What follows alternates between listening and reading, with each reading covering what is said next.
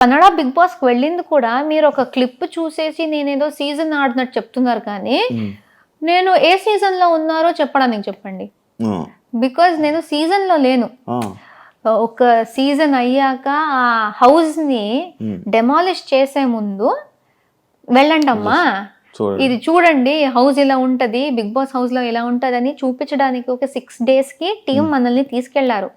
మేము బాగా ఎంజాయ్ చేసి ఏదో రిసార్ట్కి వెళ్ళే ఫీలింగ్ లో వెళ్ళి వచ్చేసాం.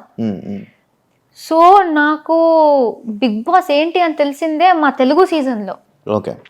సో నేను Bigg Boss the real feel, ఈ సీరియస్నెస్ ఏముందో, ఈ రియాలిటీ షో అనే కాన్సెప్ట్ నాకు ఇదే ఎక్స్పీరియన్స్. Kannada is nothing.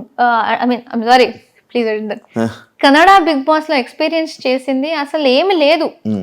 ఈ తెలుగు బిగ్ బాస్ లో ఎంత ఎక్స్పీరియన్స్ చేశాను, ఎవిక్షన్, ఓటింగ్ ఇదంతా లేదు దానిలో. ఊరికే పాటలు పాడుకోవడం, ఆడడం. నామినేషన్ ప్రాసెస్ లాంటిది ఏదో చూపించారు, అదేంటది? ఏం లేదు దానిలో. 6 days లో ఏ నామినేషన్ ఉంటది? జస్ట్ వెళ్ళి ఫన్ కోసం వెళ్ళి వచ్చేసాం. మధ్యలో వాళ్ళకి ఆబ్వియస్లీ 6 days వెళ్ళాము, అది కూడా టెలికాస్ట్ అయింది. దానిలో ఒక టీఆర్పీ కోసం ఒక ఫీల్ అది ఇది సెట్ చేయడానికి అందరికీ చెప్పారు, మేము మిమ్మల్ని హీరోయిన్స్ లా చూస్తాము కానీ మీ లైఫ్ లో జరిగిన ఏదైనా స్టోరీ చెప్పుకోండి అనేసి.